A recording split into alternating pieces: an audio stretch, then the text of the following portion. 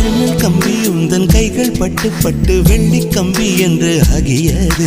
கம்பஞ்சக்கை உந்தன் கண்கள் தொட்டு தொட்டு தங்கச்சிற்பம் என்று மாறியது.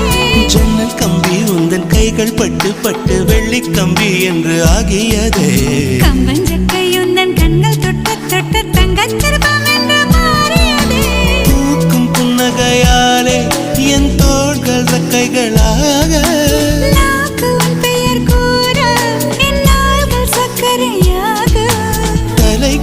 தடுமாற்றம் தந்தாய் என்னில் என் கால்வெண்ணில். நான் பறிந்து வைத்து சூரியன் ஒளிருகின்றது.